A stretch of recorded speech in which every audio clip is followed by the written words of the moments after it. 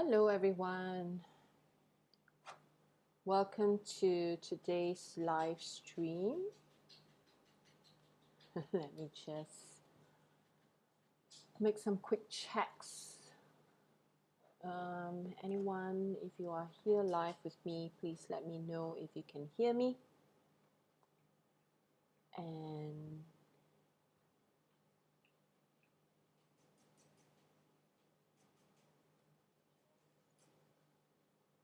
make some quick check. Okay. It looks like we are good for sound. Let me hit the record button. Recording in progress. Okay. Okay. Good morning.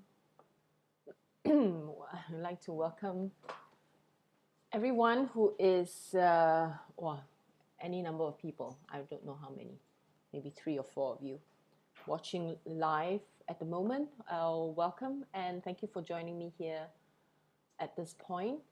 And those of you watching this as a recording, welcome. And if you have any questions, you can always type in the comment and I will reply to you. This will likely be edited, especially to remove all the beginning or the glitches, the waiting and all of that, so that part will be removed and you will get the edited version as well, which I will post after a few days. So welcome to today's class, and today is about inner parenting and the art of fulfilling your own emotional needs, right? I mean, this is such a big topic as well, because I think we, through all of our watching all the dramas on TV and cinema and how we grow up, all the romance stories, we have been taught that, our emotional needs are to be fulfilled by, our soulmate or someone special, and, that we will meet that one special person who's going to fulfill all our emotional needs, okay?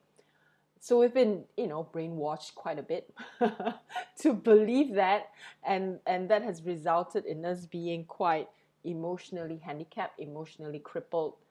And because, I mean, if everyone is doing it, then it's harder to know when we are not healthy emotionally. If everyone is doing the same thing, then we take for granted that this is the right thing to do, when it may not necessarily be so, right? So for the benefit of those who are new to my channel and new to watching my videos and live streams, my name is Shamala Tan, and I am a spiritual teacher, intuitive life coach, as well. I do a lot of psychotherapy work in working with my clients and my students. All right, so basically, I'm teaching what I'm passionate about, and because I do see a real need for people to understand these concepts so that they become much more empowered emotionally, mentally, okay?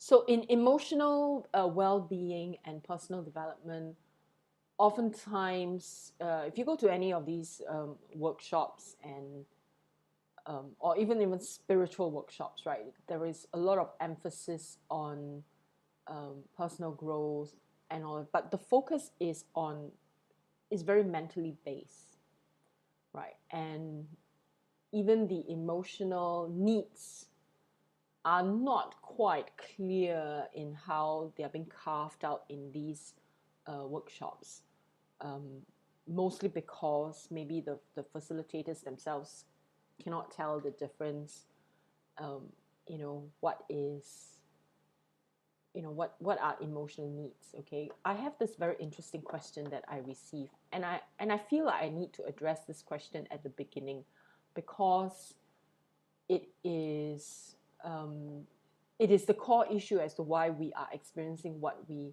experience. Okay, so this question is, how can I differentiate between my inner child's needs and my adult self's needs? Right? This is a very tricky question. So how do I know that this is really my inner child's needs or my adult self, right? And this question is really it encapsulates the entire issue that we all have, right? That human beings on this planet have. You know, we can't, the thing is, we can't differentiate. Most people cannot tell the difference. And because they cannot tell the difference, this is where all of our emotional problems, our relationship problems, and all of that comes into play. Okay? So it is very, very subtle. It is very challenging, especially if you have not done any inner child work, and especially if you cannot identify your trauma, you cannot identify your emotion. It's very difficult, right? But in order to do this, you need to pay special attention to yourself. You really need to pay attention. But there is a way to differentiate these two aspects. There is an emotional tone to the thoughts and to the feelings. And if you keep on developing your self-awareness, you will be able to pick up on this emotional tone. All right. So the inner child is often associated with being very vulnerable, emotional, almost needy. All right. And whereas the adult self is much more logical, much more goal-oriented, much more rational. So the needs of the inner child mostly would be things like, needing to have emotional expression, needing to express herself or himself, and play, creativity, having the playful time, right? Enjoyment, all of that is the inner child's needs. Whereas the needs of the adult is very different. The needs of the adult would be very focused on problem solving. That makes the adult feel useful, having responsibility, being productive, being able to plan, right? Being able to oversee things and feeling like they are empowered. That is a need. And it's a very natural need of the adult in us because we're built that way, right? The adult in us wants to take responsibilities. But if the inner child consciousness is much stronger within our psyche, then oftentimes we find it difficult to take on the responsibility because the inner child is running the show. Then the needs of the adult self is not met. Okay, so those of you who are unsure about this inner child consciousness thing that I'm talking about, if you're watching this, I would recommend that you watch the part 1 and part 2 of inner child that I talk about. They are recordings, they are available for you to watch. And so please do that so that you get a better idea of what I'm saying right now. Okay? So to be able to differentiate the emotional tone of these two parts of ourselves requires self-awareness, right? It requires us to, let me just take a sip.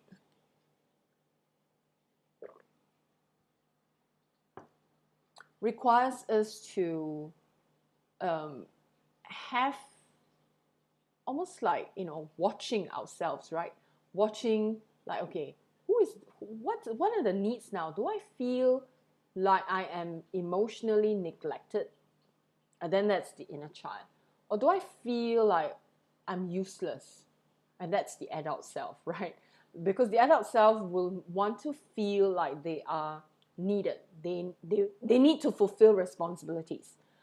They need to be in charge. They need to do things, right? And if this part of yourself feels like, okay, I don't have anything to do, I feel like I am, I don't know where to gravitate towards, I feel that, then what will happen is this part of consciousness will sink back into the inner child and allow the inner child to run the show. All right. So a lot of self-awareness and observation is required. Now, of course, sometimes it's very, very hard. So you may need to, especially if you've been through trauma. So a lot of your responses would be, trauma responses. So this is why it is so important to work with someone, to mirror back to you, to work with a therapist, to work with a coach, right? To mirror back to you, to help you to see what you cannot see. All right. So in this sort of, because the needs of the child and the needs of the adults, it's not a very clear line if you cannot pick up on the tones. So people who are not emotionally developed will have great difficulty picking up on the subtle emotional tones in the feelings and the thoughts going through within the consciousness. And it's very difficult to differentiate. All right. So, I mean, for example, people on the spectrum, right, autism spectrum, they cannot, pick up the emotional tone. So it's really quite challenging for them. And of course, the spectrum is a spectrum, right? It's so wide. And I would say most of us are on the spectrum, is, the degree of the spectrum, right? So some of us have the capacity within our brain to, be a little bit more flexible, and we can develop ourselves. We can learn to pick up on the emotional tones. Some of us may not be able to. And this is where feedback from someone else is very important, right? To show, to reflect back to you what is really going on. Okay. So, I hope this was a really good question asked, right? And it's really the core challenge that most people have, because they can't tell the difference. They don't know the difference. So I'm gonna carry on with today's topic, and I want to talk about, I've talked a lot about the inner child. I've talked somewhat about the inner parent in the other live streams that I've done, and I want to really focus on how to become a firm and loving inner parent. All right. And from there, we will understand that our emotional needs are really our own responsibility. Think of the times in your life when you feel like I hear this very often, like, my partner is not fulfilling my emotional needs. My partner neglects me emotionally. My partner, all of these, or my friends do not understand me. My friends are not, they do not understand me at all. Another common complaint that I hear people say is, I understand my friends' needs, but they do not understand mine, and often I am being neglected. So, all these complaints in inverted commas just shows us how we are pretty much misguided in,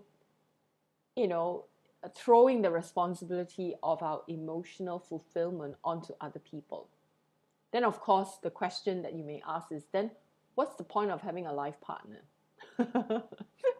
Right? What's the point of having a life partner if they're not there to fulfill our emotional needs? The role of the life partner is really a companion, right? Really someone for you to share. They're not there to fulfill an emptiness inside you, right? They're there to be a mirror, to share your days. I mean, they are people that are in your life, like when you're upset about something and you're sharing, and you need someone to complain to, so you complain, you talk about stuff. The role of the partner is to feedback, right? But not necessarily to fulfill your needs. The role of the partner is, and if we look at it from a bigger scheme of things, right, from a grand scheme of things, the partner is there to help you to learn your lessons, right?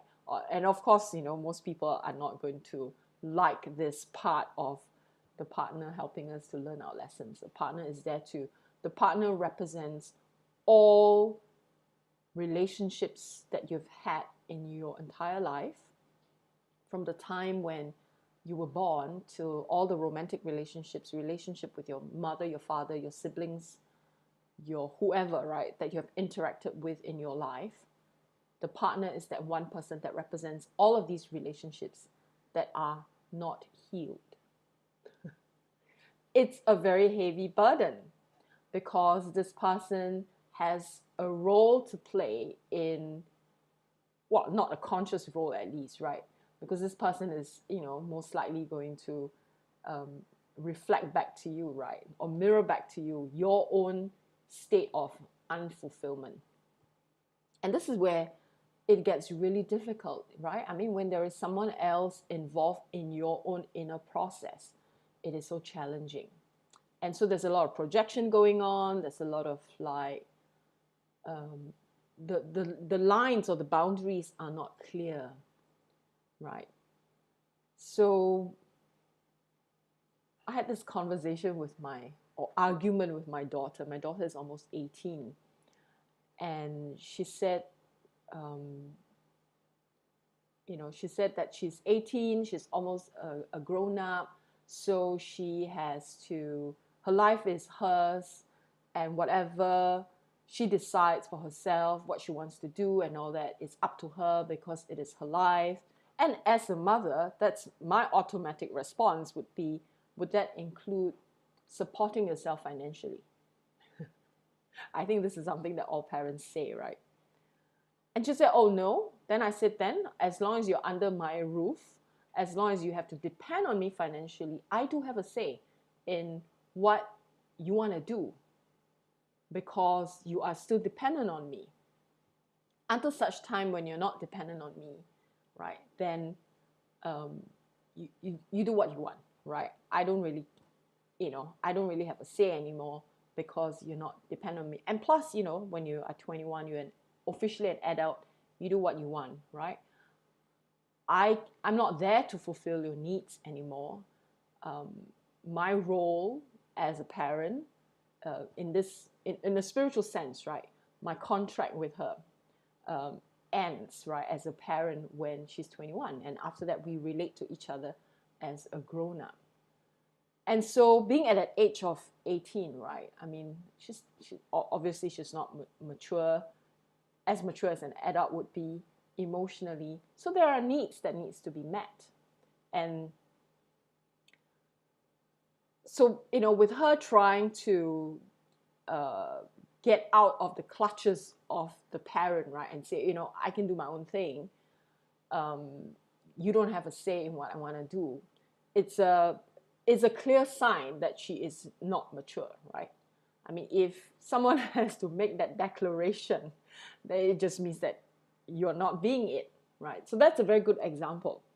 So if we look at our relationship with our partner, being that you and your partner are equal, no one is a child, no one is it's a parent to each other. Look at your interaction, right? And in that interaction, ask yourself, how often do you feel obligated to fulfill an emotional need of your partner? And how often do you feel like your partner is not fulfilling your emotional needs? It's a good question to contemplate on. Spend some time contemplating on this. And you may need more than just 1 hour sit-down session to do this contemplation. It may be an ongoing process, that you will face, when you are with your partner. Ask yourself, am I feeling like I'm obligated to fulfill my partner's needs? And do I play the role of the parent? Do I play the role of a child? Am I being childish? Am I being, do I have an expectation? Right? So I was in this relationship with this person. This is some time back, but it was a very interesting dynamics. So this person had he had some problems in a workspace, and he was lost. He didn't know what to do. But we had a chat about it, and I shared with him, like, okay, this is what you do. But then the next day, maybe he just felt emotionally unprepared, and I was about to leave to go for something, and he insisted that I cannot leave, that I have to support him emotionally. But then the demand from him was so, when I looked at him, the demands were like from a child. Immediately, it made my skin crawl. And this was the person I was dating, right? It made my skin crawl, and my reaction was like, I need to get out of here, because this person at this moment wants me to be his parent, and I could not. It made me feel quite sick at that point, and I felt like, oh no, I'm going to throw up. So I said, I'm sorry, I cannot do this with you. I really need to leave for my appointment.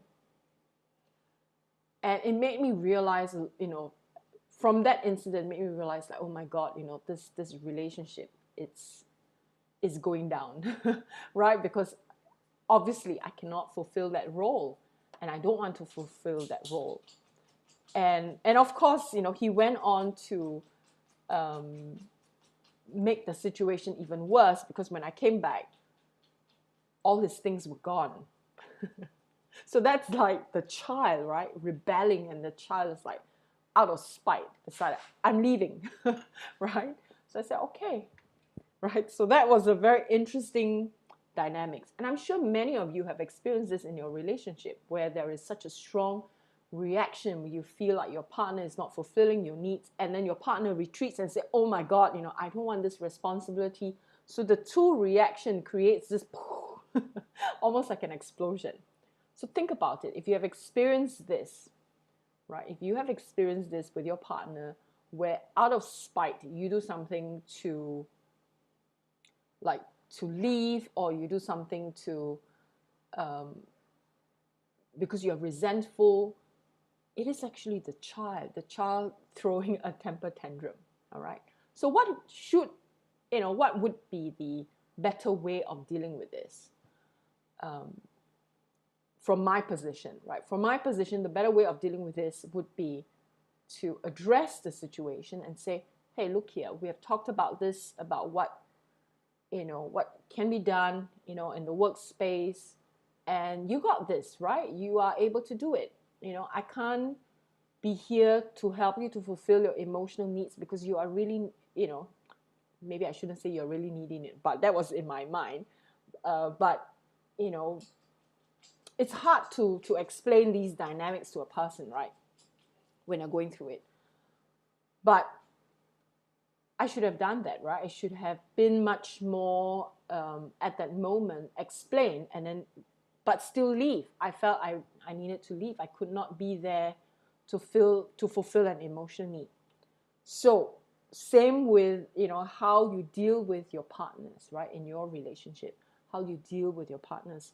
What are the times in which you felt that you were being a parent, and how can you stop doing that and instead be an equal? All right. The core principle of inner parenting is to take care of your emotional needs so that someone else doesn't need to do it for you.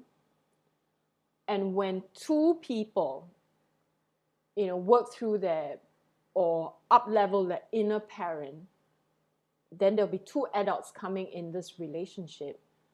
These two people will be far more fulfilled with each other in their relationship, because your needs for each other will be more the adult needs, right? And you are relating to each other on equal ground, and you'll be much happier. If you watch successful couples, right, successful inverted commas, and how they communicate with each other, you will find that most of the time, these relationships that work in the long term are two mature people. they relate to each other from the adult position, both of them. If you have one that is more childlike, and one more grown up, you will know that that is, no matter how old they are, right? You will know that that's a parent-child relationship, and it can be extremely tiring, emotionally very tiring. Okay, so some of the benefits, right, of inner parenting would be you develop greater level of self-love because you know how to fulfill your own needs. You have greater self-awareness because you need to pay attention. And when the firm and loving inner parent it's present in your life, you have an emotional resilience, and you are able to stand against whatever criticism that comes from people or whatever attacks that you may get from other people, or when someone, whatever people do, right? These days, even on social media, when you get attacked on social media, what do, right? When you feel vulnerable, that's because your inner child is running your consciousness, and that's why you feel afraid. I've heard too many stories of people who tell me things like, oh, I really need to have a social media account to promote what I do for my work. Okay, they could be therapists or coaches, and then they say, but I am so afraid of being out there, I'm so afraid of being criticized. That's a clear sign to me immediately that they're run by their inner child. They're not ready for this because, and then oftentimes we say, oh, just do it, stop thinking about it, right? That's the normal support that we try to show a friend. And we say, oh, just do it, why do you care what other people say? But the core issue is they have not grown up, right? So whether they're coaches or therapists, this happens more often than we realize. They have not learned how to inner parent. And when you don't know how to inner parent, then this is where you hesitate. This is where you pull back. This is where you're afraid that you're going to be criticized because you do not trust your inner parent enough to protect you, right? So the skill about the firm and loving inner parent coming in is it has to be at the forefront of your consciousness. It has to be the one that has clear boundaries, that lays down the ground rules, right? And when you lay down the ground rules, you kind of force other people to respect that ground rules as well. Not that you're telling them what your rules are, but it's your energy and how you command that within your beingness, because your emotional resilience can be felt when you have this firm, when you do proper inner parenting, right? Your emotional resilience can be felt by other people. And some people who have not learned how to parent themselves will start to project and look at you as a parent, and they're afraid of you, right? That's my real life experience where people are afraid of me. And I put it down to me having clear boundaries, and I will set the boundaries by not even stating this boundary, but just sharing my own needs. Like, oh, like if they try to, let's say, go over, right, their time, or go over their, whatever that people, or they want to take something out of you, or, oh yeah, the most common one I get from people is they meet me in a social setting and they start asking me questions like they want to be coached in the social setting, and I say, book a session, right? And so book a session so we can talk about this. I can't do this here.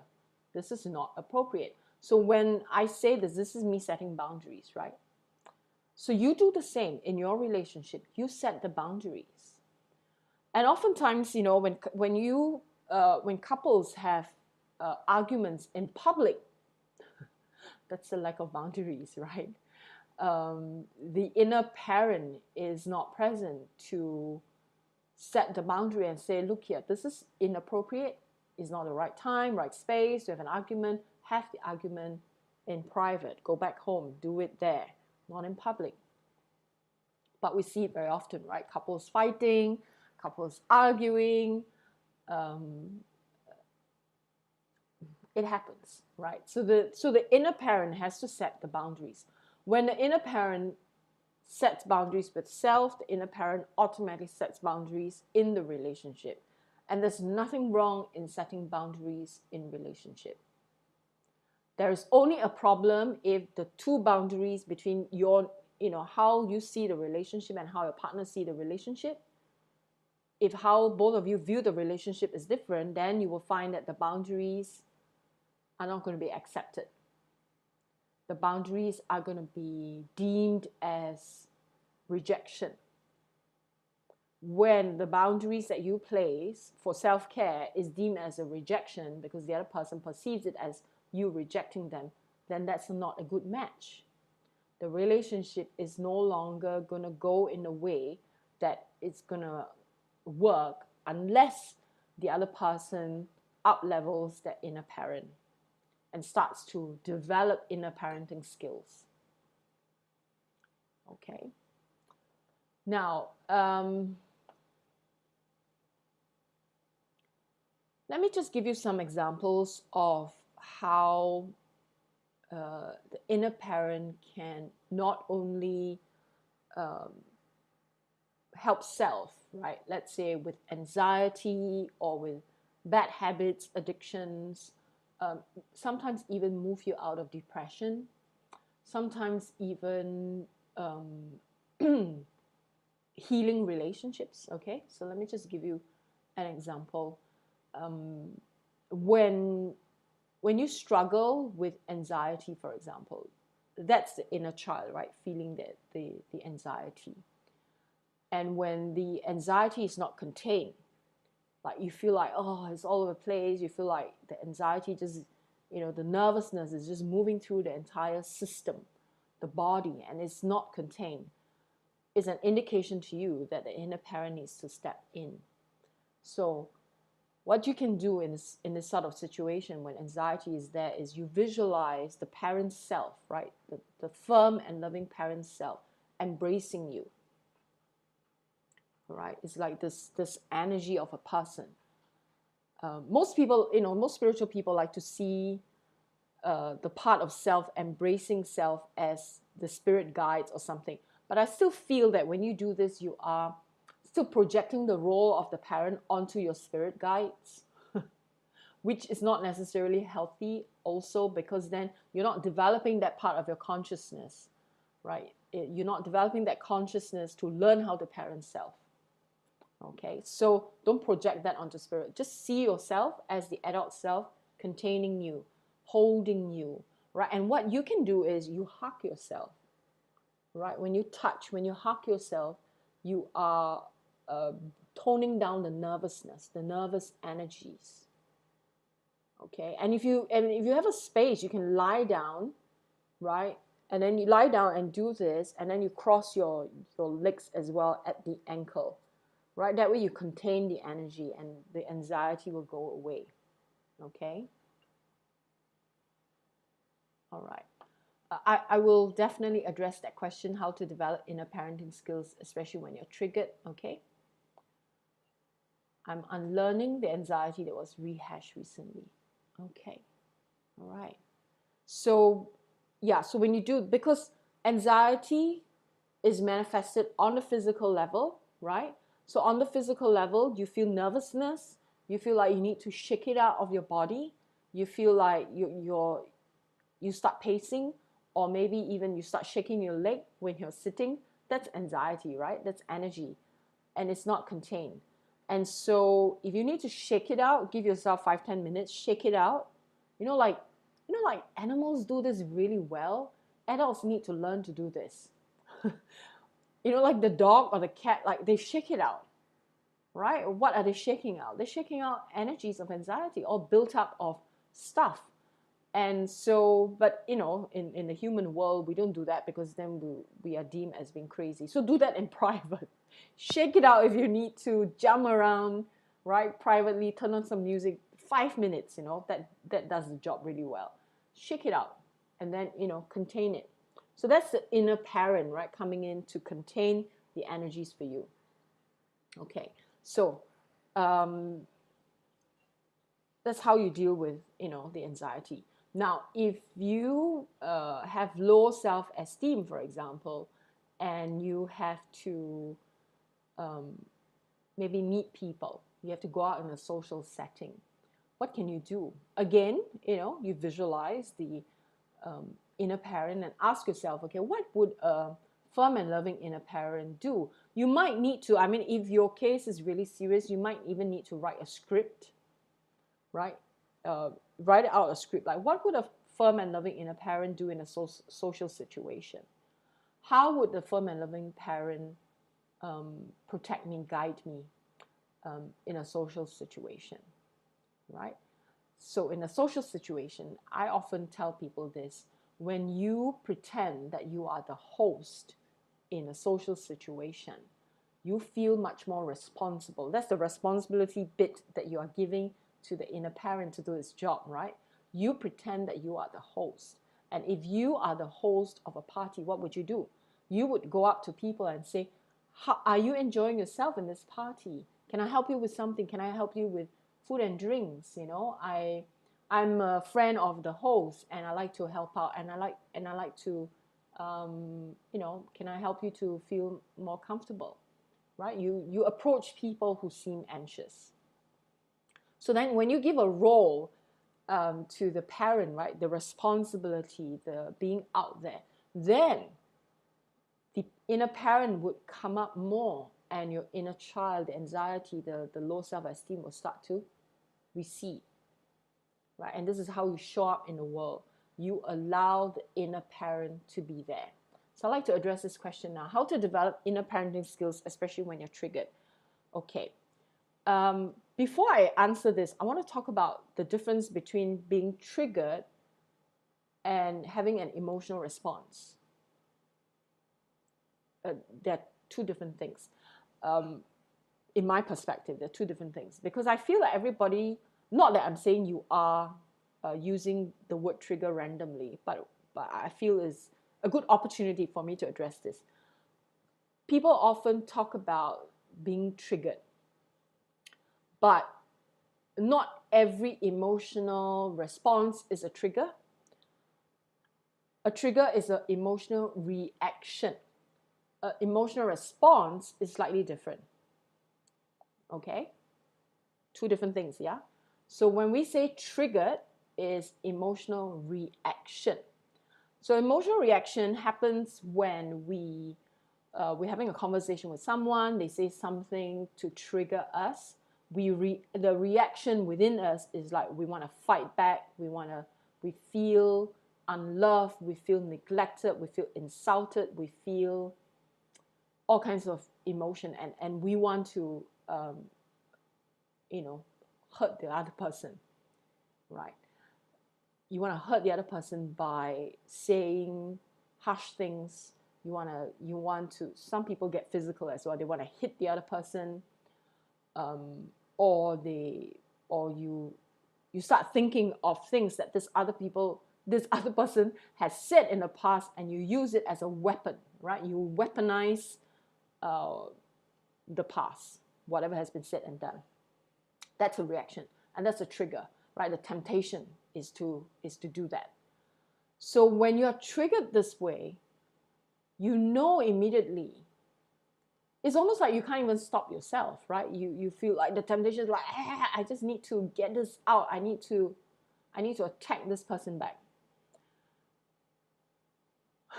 So in this situation, it's very tricky to get the inner parent to come up to hold you back, because it's almost like the child inside you is already out there and like,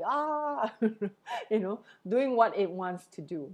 But if you, at that moment, have the awareness that it is a child throwing a temper tantrum and trying to hurt the other party, right? If you have that, even if it's like a split of a second awareness that is happening, that's a good thing. Because that is when you hold yourself back and you You know, right? You tell yourself, that's the inner child. All right. I'm not going to attack. Even though I feel like it, even though if I don't, I feel like I'm going to burst. You hold yourself back. You wait it out. Wait for the other person to finish. And then when you have your own private time, go back into your own space. Sit with the inner child. The emotion that you feel will be so pent up. It will be somewhere in your body, most likely in your chest, most likely in your solar plexus. And give yourself 20 minutes to sit with that discomfort. What I told my coaching students 2 days ago was this: to get out of suffering, you need to go deeper into your suffering in order to transmute and transcend it. If you avoid it, it will never be transmuted, it will never be transcended. A lot of people have pseudo transcendence, right? They say, oh, I've already worked it through, I've already transcended, but they've never sat with the pain. You can't transcend anything without sitting with the pain. So you need to sit with it. 20 minutes, sit with that trigger, sit with the memory of the trigger. It most probably came from your childhood or somewhere along the line, right? Sit with the pain. You don't need to conjure up the memory, no need. Your body knows it. Your body is holding that pain, that trigger. Sit with it. After 20 minutes, maybe you put on a timer. After 20 minutes, take deep breaths, let it go. Another session, next day, bring up that energy again. If it's there, let it, sit with it as long as it's needed until you feel it is gone for the moment. Which means the more you sit with it and going deep in it, the more you're able to transcend it, transmute it, so the emotional fuel is less and less, right? But it may still be there, like, the roots may still be there. But you see, the more you sit with the triggers, and you may even know where these triggers originate from in your childhood, the pain, the whatever it is that you went through, the shame and all of that. The more you sit with it, the less likely it will be a trigger in the future. Okay, so then when you are in that space, when the energies have, ultimately is going to be transmuted, transcended, then you allow basically when you're sitting down feeling the pain, it is really your inner parent holding space for you, right?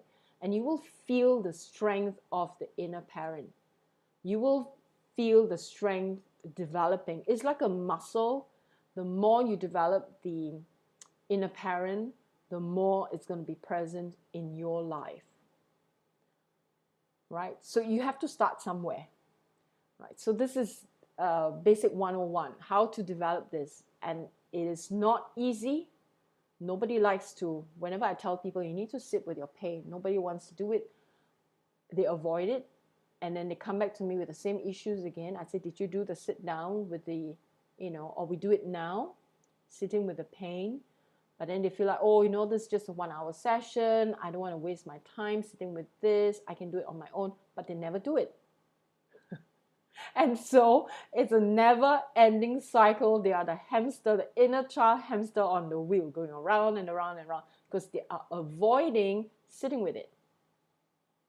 When actually you go deep within it, you sit with it, you will ultimately transcend. The pain will be transcended, and the inner parent, the strength of the inner parent develops quite naturally and automatically if you're able to sit with it. This is like giving yourself a time out. And this is time out, is the thing that I did with my daughter. I don't hit her, I don't punish her, I don't, in her growing years, I don't believe in violence. So misbehavior, you time out. Just sit in the corner, sit and feel, go with it. Feel and just face the wall and feel that feeling, right? So we should do that to ourselves, give ourselves a timeout, right? When you feel a certain thing, give yourself a timeout, feel into it. So as you do this more and more, when the next time, when you're triggered by someone, you will feel the strength of the inner parent. You'll be able to hold back more. You'll be more effective in holding your ground and not react. But you know what you need to do, right? The work that you need to do. Okay, so that's a trigger, that's emotional reaction. How about emotional response? What is an emotional response? An emotional response happens when you look at, a very good example will be look at the injustice that happens in the world, right? And that response comes from a position of, it comes from the inner parent. The inner parent feels like there's more that I can do. So the anger may surface, right? And like, I'm angry with what's happening in this situation and that situation, and I'm going to do something about it. That's an emotional response, which is usually, when you can get to a space where it is an emotional response, even in your personal issue, you will find that your how you direct your energies is not going to be personalized. It's more collective. It's more like an understanding that, oh, this person who just said this to hurt, did it intentionally, for example, to hurt my feelings, is coming from a child consciousness. So I'm not going to, my response in this is, I have compassion and I observe this person. I'm not going to react to this person's stuff because I know what this person is going through. I understand. So that's a bit different, right? And then I hope I have explained emotional trigger and emotional response to you in a way that you get it. So you can have an emotional response even with your personal stuff because you have come to a level where your inner parent is there to guide you, to protect you, to have clear boundaries, so that when someone says something intentionally to hurt you or does something to hurt you, the adult, the inner parent, takes responsibility by clear boundaries and going like, okay, I'm not allowing this to come in. I'm not allowing this to hurt my inner child. I have a job to do here. So my response is, I could either respond back, and it can surface as anger. It can sound angry, but it doesn't have the emotional charge coming from the inner child. So for example,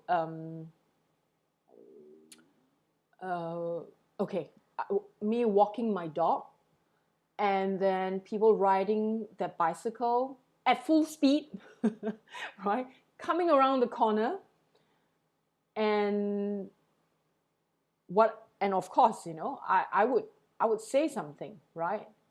And so the response from me is, slow down, what are you doing, right? That's the inner parent at the surface to protect the situation, protect myself, protect my dog, and protect the cyclist as well, the silly cyclist coming on full speed around the corner. And I say, you're going to knock someone down if you're not careful, right? So the charge coming from that response, that's an emotional response, that's anger, but it's not a trigger, right? It's not like my own emotional trigger, like childhood stuff, right? So it's a bit different, all right? So I hope that clears things up, all right? So we can be, so to answer your question, ask yourself whether you're asking me because it's coming from an emotional response or an emotional reaction. Something for you to think further about. I hope that answers this question for you. All right. So the developing inner parenting skills takes time. It does take time. It takes a lot of practice as well.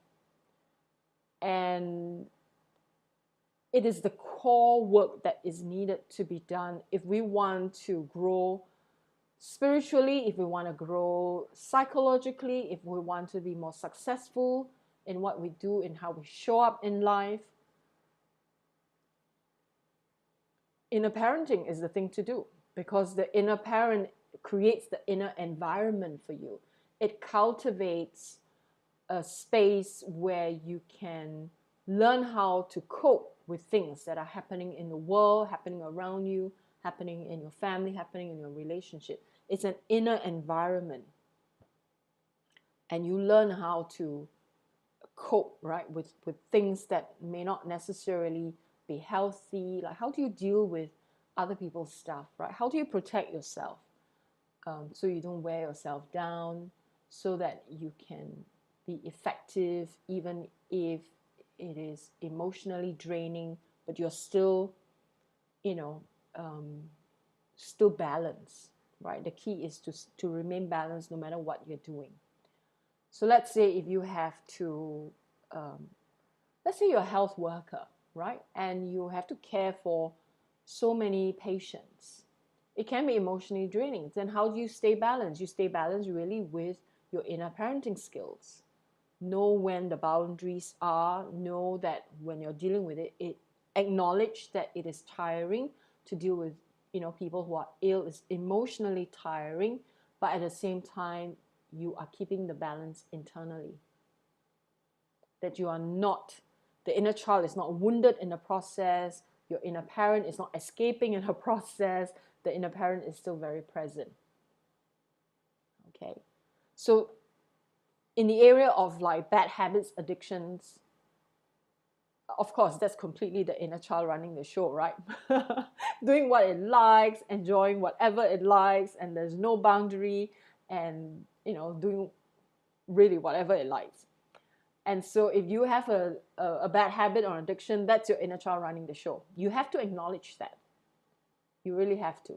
So whatever the addiction or bad habit is, whether it's procrastination, whether it is alcohol or drugs or cigarettes or whatever, that's you have to first take responsibility by acknowledging that my inner child is running the show. Okay, tell yourself that. Then how can my inner parent step in?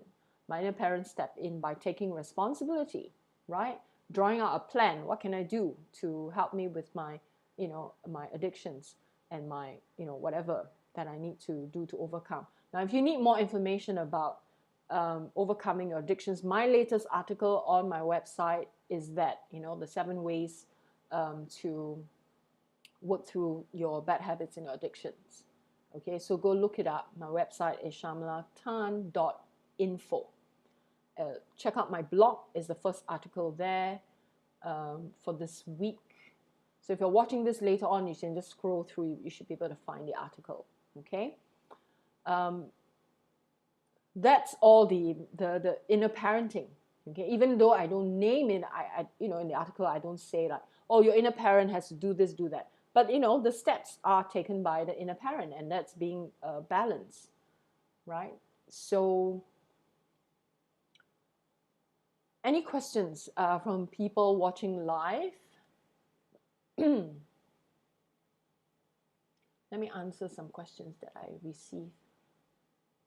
Okay. What are some common roadblocks people encounter when practicing inner parenting, and how can they overcome? Okay, one of the most common roadblock is the resistance to feeling discomfort. I talked about that earlier on, right?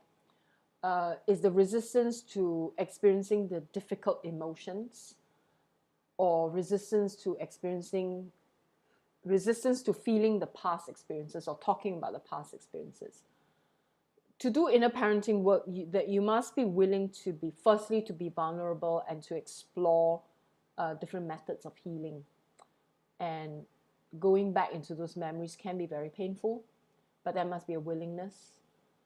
When you avoid or you suppress, then you limit your ability to grow. Now, when you limit your ability to grow, you also limit the choices that you have in life in general.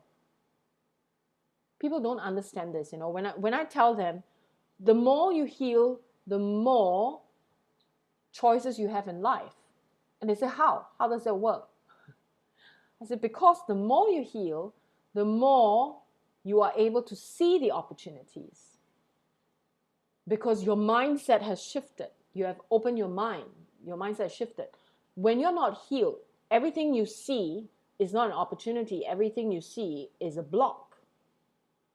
And then your choices in life goes down, sometimes back to zero, or nothing, no choice, or one or two choices. You are not able to recognize the opportunities because you are seeing the world through an unhealed mind. The more you heal, the greater your mind, your ability, is able to see opportunities, and your choices in life suddenly expands. And this is the advantage of healing. So ask yourself, do I want to hang on to resist all this pain and hopefully hope that some miracle happens and they'll go away on their own?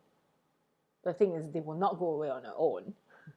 Or do I want to be, in a healed space where I am able to see my world view has expanded so much, all I see are opportunities. All I see are good stuff. All I see, like, what can I do? How can I serve? And I can do so much more. I can contribute so much more. And I can, feel so much more. Your range of emotions also expands. The more unhealed you are, your range of emotions is limited. Do you know that? I hope you know this. When you are not healed, you come from a space where your ability to feel, the range is so tiny that you may only be able to feel two emotions: happy, sad. Of course, I'm making this so simplistic, but that's how it is. When you're unhealed and someone asks you, do you know what happiness is? You don't know how to explain, because you feel like, you start to think like, maybe I don't know what happiness is. I have not felt it. I don't know what it means to feel joy. All right. When you can feel a full range of emotions, your ability to experience your emotional self is so fluid and the range is so wide, right? You know that you are in a better space. Because that's being human. That's being connected to your divine self, when you can experience a full range of emotions, positive or negative. Just because you are healed, it doesn't mean you no longer feel negative emotions. You can still feel them in a full range, but you choose how you're going to work through them.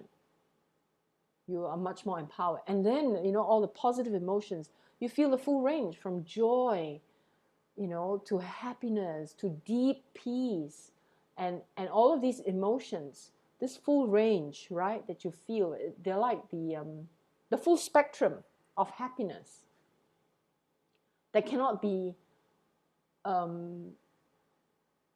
felt or experienced when you are in an unhealed space, when you are in a limited space. So that's why it's so important, right, to go through this healing process.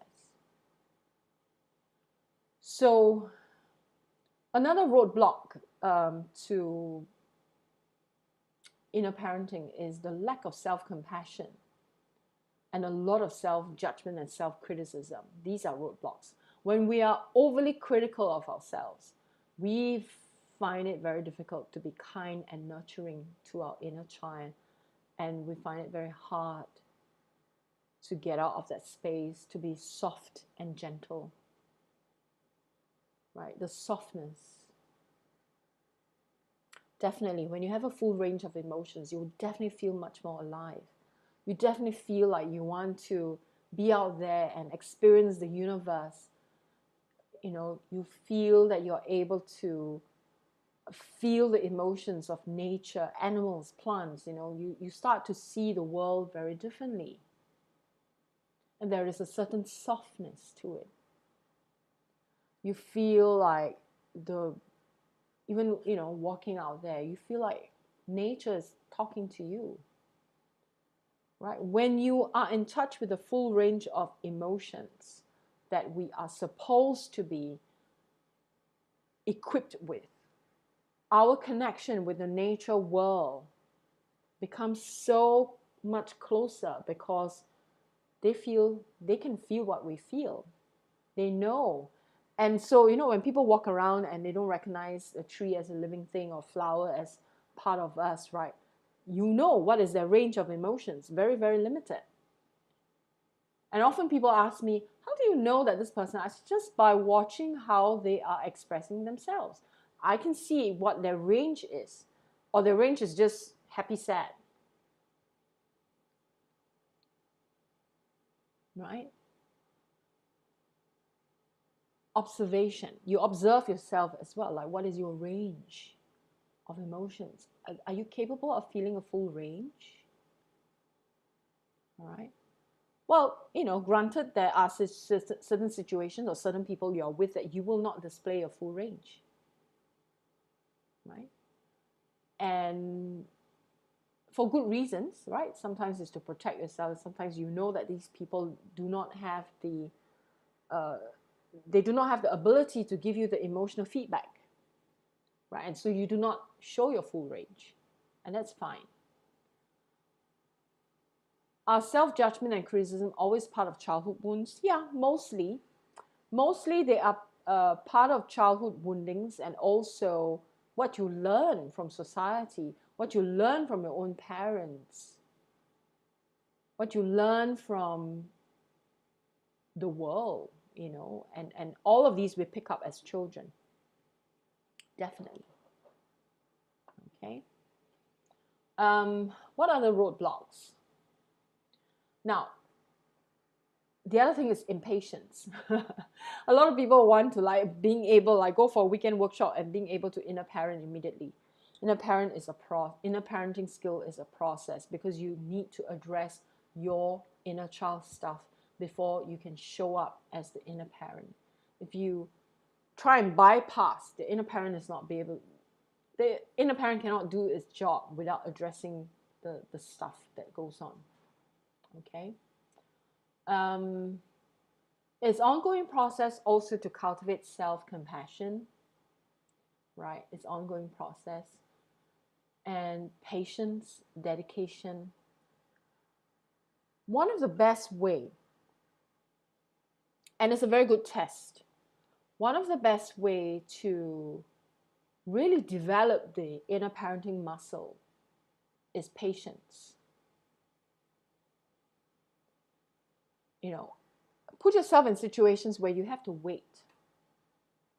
Like, wait for something to happen, wait for changes to take place. Like, let's say you decide that, okay, I'm going to travel to this place in 2 months. And every day you feel impatient, like, oh, when is this, 2 months time coming? Oh, the deadline is coming. When? Right? You feel like anxiety, and you're not steady in your emotions. You know that the inner parent is not there, right? It's not present to do its job. So patience. The more you're able to wait, the more you're able to be soft in your heart and gentle with yourself, the more the inner parent can be developed. The muscle of the inner parent becomes stronger and stronger with more patience that you can develop. Patience with self. That's a very good test. If you are very impatient, your inner parent skills are not quite developed. It is your inner child who is like, hurry up. Because a child will never have patience, right? A child wants things to happen now. When someone demands something now, I want it now, right? You know that that's the child speaking. The inner child wants the results now. Right? Or someone comes to me for some healing work, and I always tell them it's a process. And then they go, oh, but when can I be healed? Then I know it's going to be a long road. And I know they're going to drop out. Why I know it's a long road? Firstly, they want a result now. And I know it's the inner child running them. The inner child is asking when. And I know they will drop out because they do not have the resilience and they do not have the patience to work through it. And that's a sad fact. Not many people stay on in the healing process. Okay. Any other questions? Anyone watching live? Let me check through my questions here.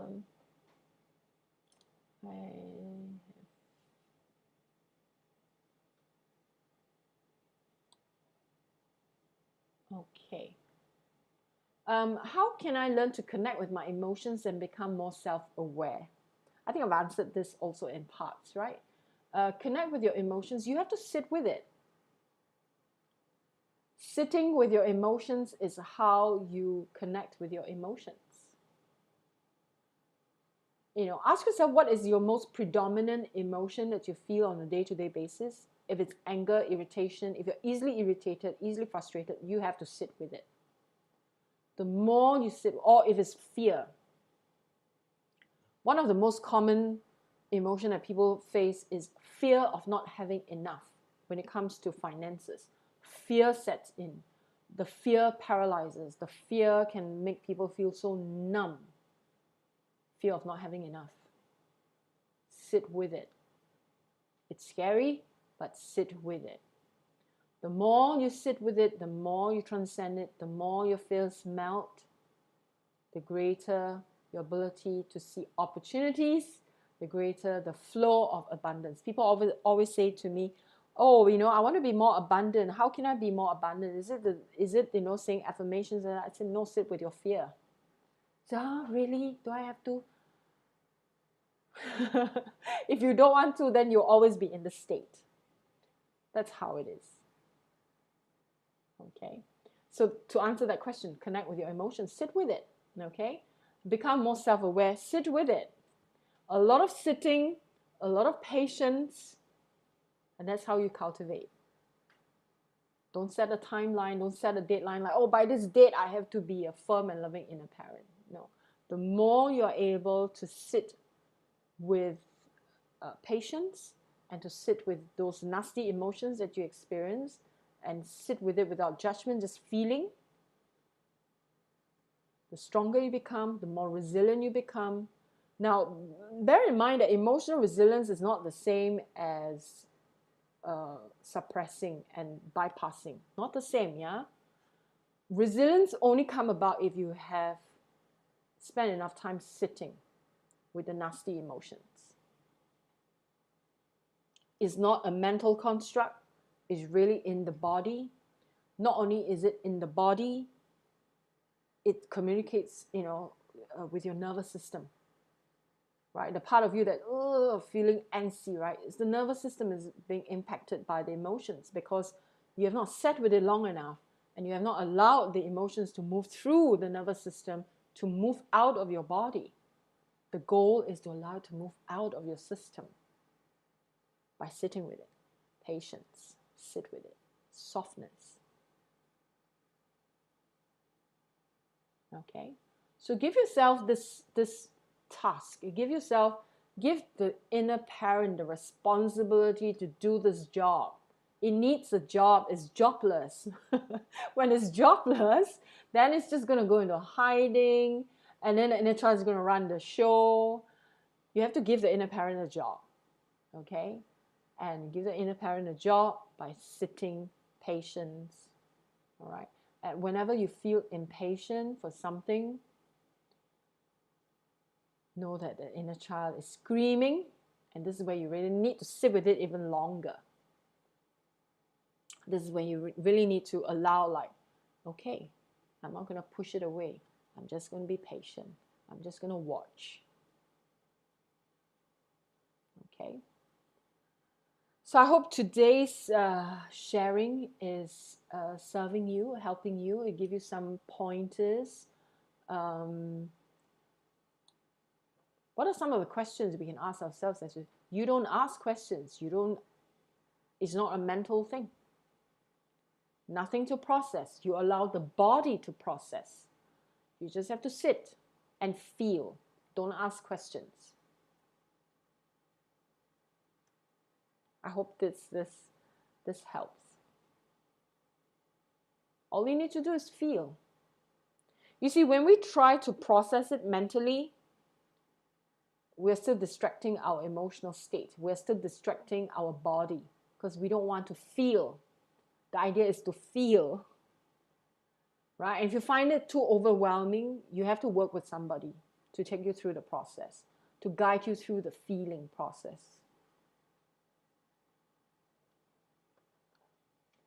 And I'm very good at that. I'm not tooting my own horn, but I want to let you know that I'm good at that because I've made many people cry in the work that I do. And it's a good thing when I make them cry because then they are sitting with it. I guide them through the feeling process and to be in touch with it. Be in touch with whatever emotions and whatever it is that they need to experience, they need to move through the system. Okay. So I hope this answers. You don't ask questions when you're doing this processing of emotions in the body. You don't. The questions that you ask, if you're doing a dialoguing as investigative work, as I talk about in part 1 and part 2 of inner child, but those of you listening, you want to have more information about how to do inner dialoguing and to investigate what is really going on within your consciousness. That's when you ask the probing questions, right? So, which is a bit different from this process, yeah? When we want to process emotions, we are feeling them through in the body. Allow the body, you see, the body can digest emotions. People don't realize this.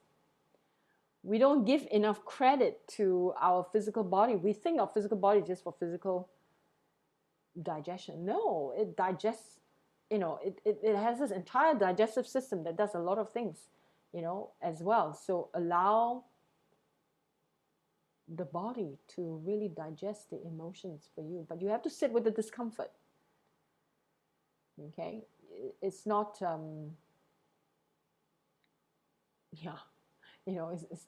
it's not easy.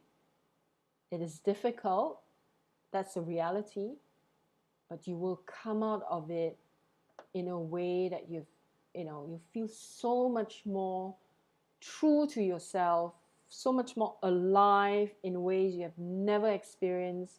You will understand yourself, the universe, very, very differently.